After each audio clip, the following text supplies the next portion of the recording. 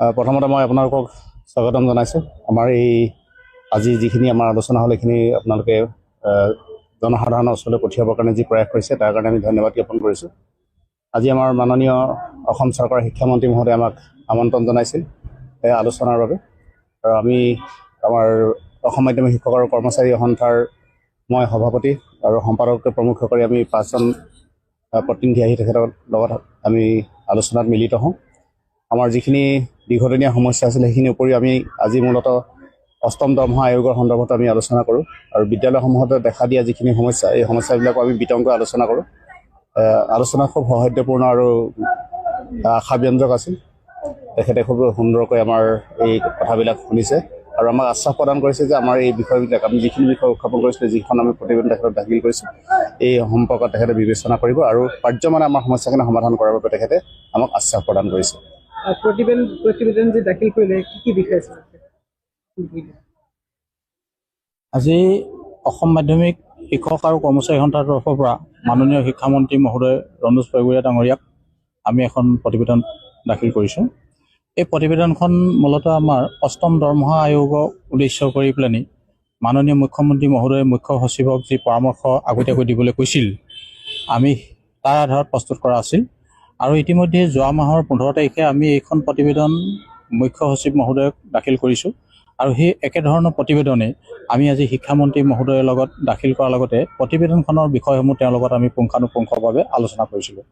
আলোচনা কালটোত সভাপতি মহোদয়ে কোৱাৰ দৰে যথেষ্ট ইতিবাচক আছিল। স্নাতক শিক্ষকসকল পে'মেণ্ট 2ত আছে, কিন্তু পে'মেণ্ট 2ত থকা অৱস্থাটো যেতিয়া সপ্তম দৰমহা আয়োগে ফিক্সেশ্যন কৰিছিলে তাত এটা বিসংগতি থাকি গ'ল। স্নাতক শিক্ষকসকলৰ তেওঁলোকৰ যিটো ইনিচিয়েল পে স্কেল আছিলে 6,660 টকা 6,660, তাত ফিক্সেশ্যন নকৰি 5,200 অৰ্থাৎ 5,200 টকাত ফিক্সেশ্যন কৰাৰ কাৰণে স্নাতক শিক্ষকসকল যথেষ্ট ক্ষতিৰ সন্মুখীন হ'ল, যিটো 16 চনৰ পিছত প্ৰযোজ্য হৈছিলে। গতিকে স্নাতক শিক্ষকসকলে এই ক্ষেত্ৰত যথেষ্ট ক্ষতিৰ সন্মুখীন হৈ পাঠদান কৰিব লগা হৈছে। গতিকে তেওঁলোকে সংশয় প্ৰকাশ কৰি আছে যাতে অদূৰ ভৱিষ্যতে যি 8 পে কমিশ্যন অসম চৰকাৰে গঠন কৰিব, কেন্দ্ৰীয় চৰকাৰে ইতিমধ্যে অষ্টম দৰমহা আয়োগ গঠন কৰিছে, আপোনালোকে গম পাইছে। গতিকে তাৰ আধাৰত ইতিমধ্যে অসম চৰকাৰেও অষ্টম দৰমহা আয়োগ গঠন কৰিবৰ কাৰণে কুচকাৱাজ চলাই ৰাখিছে। আমি তেওঁলোকক আগতীয়াকৈ এই কথা জনাইছোঁ যাতে সপ্তম দৰমহা আয়োগৰ যি বিসংগতি, এই বিসংগতি যাতে অষ্টম দৰমহা আয়োগত থাকি নাযায়। অষ্টম দৰমহা আয়োগৰ গঠন হোৱাৰ আগমুহূৰ্তত সপ্তম দৰমহা আয়োগৰ বিসংগতি সংশোধন কৰিবৰ কাৰণে আমি শিক্ষামন্ত্ৰী মহোদয়ক আমি আবেদন জনাইছোঁ। তেওঁক আমি স্পষ্টকৈ দেখুৱাই দিছোঁ যি বিসংগতি থাকি গ'লে এই বিসংগতি যাতে পুনৰাবৃত্তি নহয়। তেওঁ যথেষ্ট ইতিবাচক ৰূপে আমাৰ লগত বিষয়টো আলোচনা কৰিছে আৰু অষ্টম দৰমহা আয়োগত এই কথাটো স্পষ্টীকৰণ কৰি দিবৰ কাৰণে আমাকো আহ্বান জনাইছে, আৰু তেওঁ নিজেও এটা ইনিচিয়েটিভ ল'ম বুলি তেওঁ কথাটো আমাক আশ্বাস দিছে। তাৰ কাৰণে আমি যথেষ্ট তেখেতক ধন্যবাদ জ্ঞাপন কৰিছোঁ। ইয়াৰ উপৰিও বিদ্যালয়ৰ শৈক্ষিক পৰিৱেশত আৰু বহু সমস্যা আছে, এই কথাখিনিও আমি শিক্ষামন্ত্ৰী মহোদয়ৰ লগত আলোচনা কৰিছোঁ। আমাৰ গ্ৰেড 3 কৰ্মচাৰীসকলেও যথেষ্ট সন্দিহানৰ মাজত চাকৰি কৰিব লগা হয়।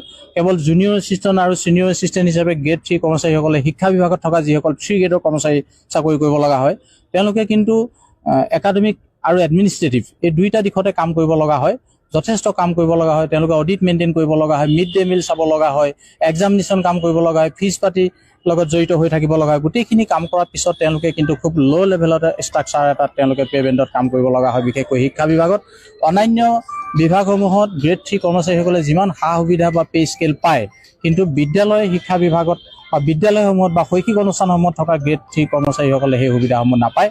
আমি এই কথাটো শিক্ষামন্ত্ৰী মহোদয়ক আজি জনাইছোঁ আৰু তেওঁ মনে আমাক এই কথাটো উল্লেখ কৰিছোঁ। ঠিক একেধৰণৰ সমস্যা গ্ৰেড 4ৰ ক্ষেত্ৰতো আছে। তেওঁলোকে গ্ৰেড 4 কেৱল চকীদাৰ দায়িত্বটোৱে নহয়, তেওঁলোকে বিদ্যালয় চাফ চিকুণ কৰাৰ পৰা টয়লেট চাফ চিকুণ কৰালৈকে মনোনিৱেশ কৰিব লগা হয়, যিটো অতি মৰ্যাদাহানিকৰ কাম কৰাৰ পিছতো তেওঁলোকে যথেষ্ট ল' লেভেলত কাম কৰিব লগা হয়। আমি তেওঁলোকৰ সপক্ষেও আমি মেম'ৰেণ্ডামত প্ৰতিবেদনত এই কথাটো উল্লেখ কৰিছোঁ যাতে তেওঁলোকক সুবিধা প্ৰদান কৰা হয়, পে'মেণ্টত তেওঁলোকক যাতে কিছু আপগ্ৰেড কৰা হয়, এই কথা আমি জনাইছোঁ। তাৰোপৰি বিদ্যালয়ত আপোনালোকে যদি চায় 2010 চনত যিসকল SRD অধীনত 2010 চনত নিযুক্তি পোৱা শিক্ষকসকলক SRD অধীনত 2025 চনত ফেব্ৰুৱাৰী মাহত ৰেগুলাৰ কৰা হ'ল, কিন্তু এই প্ৰচেছটোত এটা ডাঙৰ বিসংগতি থাকি গ'ল।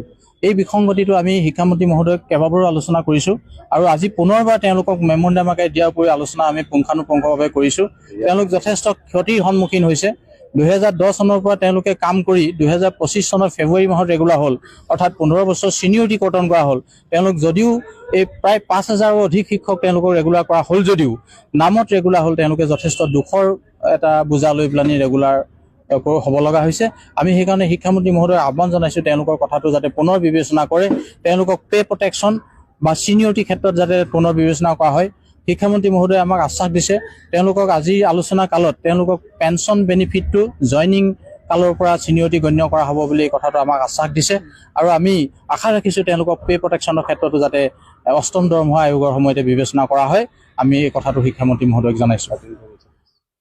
তাৰোপৰিও 2013 চনত যিবিলাক বিদ্যালয় প্ৰভিঞ্চিয়েলাইজ কৰা হৈছিলে, এই বিদ্যালয়বিলাকৰ শিক্ষক কৰ্মচাৰীসকলে আচলতে NPS-ত তেওঁলোক সুখী কেতিয়াও নহয়। তেওঁলোকে বহুদিন ধৰি 10-15 বছৰ 20 বছৰ পৰ্যন্ত বিনা বেতনে পৰিশ্ৰম কৰি আচলতে বিদ্যালয় প্ৰভিঞ্চিয়েলাইজ হোৱাৰ পিছত 2013 চনত প্ৰভিঞ্চিয়েলাইজ হৈছে। সেইসকল শিক্ষকৰ চাকৰি কাৰ্যকাল কাৰোবাৰ 10 বছৰ, কাৰোবাৰ 12 বছৰ, খুব বেছি 15 বছৰ পিছত তেওঁলোক অৱসৰ ল'ব। সেইবাবে তেওঁলোকে NPS-ত আচলতে বিশেষ বেনিফিট নহয় বা EPS-তো বিশেষ বেনিফিট নহয়। সেই অৱসৰকালীন সময়ছোৱাত তেওঁলোকে এটা জীৱনৰ সংশয় মুহূৰ্ত অতিবাহিত কৰিব লাগিব, এই কথাত আচলতে ভয় ভীত খাই তেওঁলোকে OPS দাবী কৰি আছে। তেওঁলোকে অৱসৰকালীন সময়ছোৱাত জীৱন যাত্ৰা যাতে সুখৰ হয় তাৰ কাৰণে OPS দাবী কৰিছে। আমি তেওঁলোকৰ কাৰণে মেম'ৰেণ্ডামত স্পষ্টভাৱে লিখিছোঁ 2013 চনত প্ৰভিঞ্চিয়েলাইজ হোৱা বিদ্যালয়বিলাক যাতে OPS-ৰ অধীনলৈ আহে।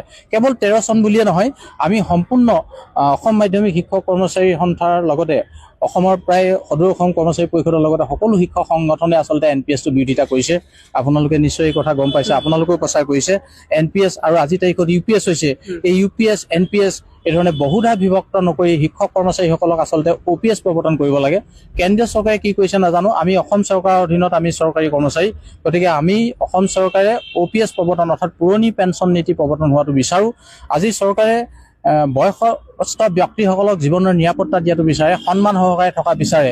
তেনে ক্ষেত্ৰত অৱসৰকালীন শিক্ষকসকলক বা কৰ্মচাৰীসকলক অৱসৰ লোৱাৰ পিছত এই বয়সস্থ ব্যক্তিসকলক জীৱনক লৈ হেতালি খেলা উচিত নহয়, এই কথা আমি মন্ত্ৰী মহোদয়ক জনাইছোঁ। অৱসৰকালীন জীৱনটো যাতে তেওঁলোকে য'ত নিৰাপত্তা ফিল কৰে, যিটো আঁচনিৰ অধীনত শিক্ষক কৰ্মচাৰীসকলে নিৰাপত্তা ফিল কৰে, পুৰণি পেঞ্চন নীতি, এই নীতিটো বাহাল ৰাখিবৰ কাৰণে বা পুনৰ বিবেচনা কৰিবৰ কাৰণে আমি আহ্বান জনাইছোঁ আৰু তেওঁক প্ৰতিবেদন আকাৰে দিছোঁ। আমি আশা ৰাখিছোঁ মন্ত্ৰী মহোদয়ে এই কথাখিনি বিবেচনা কৰিব। আৰু আজি আলোচনা যথেষ্ট ইতিবাচক আছিল। পুনৰবাৰ তেওঁ আমাক এই কথাখিনি আলোচনা কৰিবৰ কাৰণে খুব অতি সোনকালে লগ কৰাৰ কথা আশ্বাস দিছে। তাৰোপৰি আমি আৰু এটা বিষয় আপোনালোকক জনাবলৈ পাই সুখী হ'ম। তেওঁলোকে যিবিলাক বিদ্যালয় আপগ্ৰেড কৰিলে, ইতিমধ্যে হাইস্কুলসমূহ হায়াৰ ছেকেণ্ডেৰীলৈ আপগ্ৰেড কৰিছে 400ৰো অধিক বিদ্যালয়।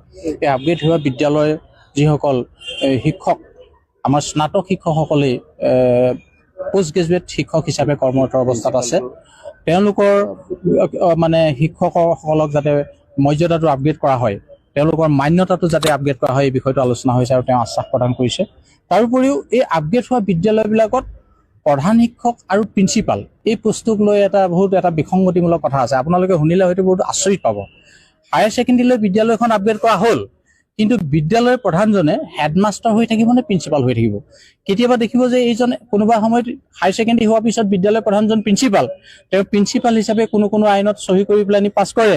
আৰু কেতিয়াবা আকৌ সেই একেজন প্ৰধানেই বিত্তীয় বিল বা কিবা তেজাৰীলৈ বিল পঠাব লগা হ'লে তেওঁ হেডমাষ্টাৰ বুলি চহী কৰিব লাগে। এইটো এটা বৰ লজ্জাজনক কথা, এইটো কেতিয়াও হোৱা উচিত নহয়। একেজন মানুহে একে সময়তে এটা চিলত হেডমাষ্টাৰ মাৰিব আৰু এটা চিলত প্ৰিন্সিপাল হ'ব, এইটো বৰ বিসংগতিমূলক। গতিকে এই কথা কেতিয়াও আচলতে থকা উচিত নহয়। মই ভাবিছোঁ শিক্ষা বিভাগে এইবিলাক কথা খুব ভালদৰে বিবেচনা কৰিব আৰু অতি সোনকালে ইয়াৰ সমস্যা সমাধান হ'ব বুলি আমি আশা কৰিছোঁ। এইখিনি কথা আমি ৰাইজৰ ওচৰলৈ আপোনালোকক লৈ যাবলৈ কজোৰে আমোদ জনাইছোঁ। তাৰোপৰি আপোনালোকে শুনি ভাল পাব, আমাৰ আৰু এটা আলোচনা আমি শিক্ষামন্ত্ৰী মহোদয়ৰ লগত আলোচনা কৰিছিলোঁ। বিদ্যালয়সমূহত আচলতে ইলেক্ট্ৰিচিটি বিলটো বহুত বেছি হৈছে। এখন বিদ্যালয়ত 4,000, 5,000 টকা প্ৰতিমাহে বিদ্যুৎ মাচুল অহাৰ পিছত বিদ্যালয়সমূহত সেই বিদ্যুৎ মাচুল পৰিশোধ কৰিবলৈ বহুত অসুবিধাজনক পৰিস্থিতিৰ সৃষ্টি হয়।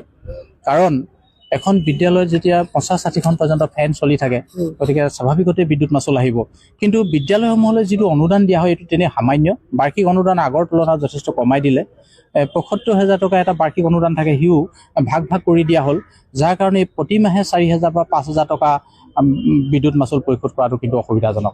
গতিকে ইয়াৰ পৰা পৰিত্ৰাণ পাবৰ কাৰণে এটা দিশ বিবেচনা কৰিবৰ কাৰণে শিক্ষামন্ত্ৰী মহোদয়ক আমি আহ্বান জনাইছোঁ। আমি তেখেতক কৈছোঁ বৰ্তমান যিটো প্ৰধানমন্ত্ৰী সূৰ্য ঘৰ আঁচনি সোলাৰ স্কিম যিটো ঘৰ ঘৰ চলি আছে, এই ব্যৱস্থাটো আমি চৰকাৰে বিনামূলীয়াকৈ বিদ্যালয়সমূহত সংযোগ কৰিবৰ কাৰণে আমি আহ্বান জনাইছোঁ। এই ব্যৱস্থাৰ অধীনত কিন্তু 60% অন্তত বিদ্যুৎ মাচুল বিদ্যালয়সমূহক ৰেহাই দিব পাৰে। শিক্ষামন্ত্ৰী মহোদয়ে এই কথাটো ভাল পাইছে, তেখেতে ইতিবাচক হ'ব বুলি কথাটো জনাইছে আৰু খুব সোনকালে ইয়াৰ বিহিত ব্যৱস্থা ল'ব বুলি আমাক আশ্বাস দিছে।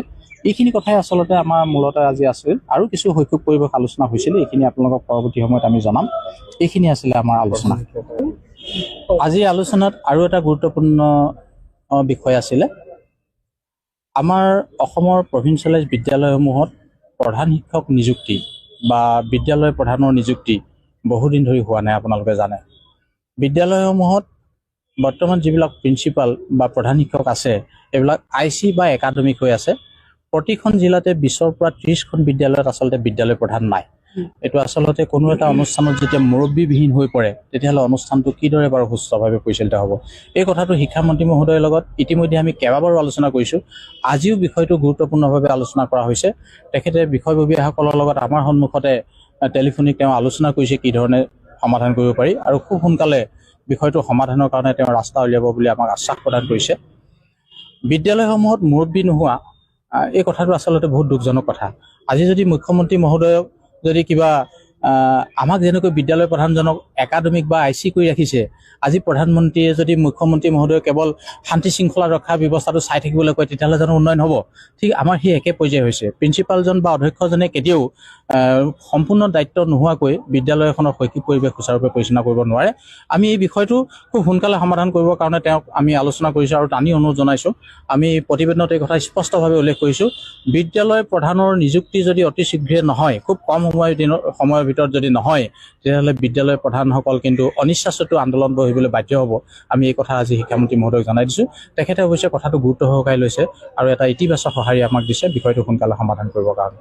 এইখিনি আজি আলোচনা মূল বিষয় আছে।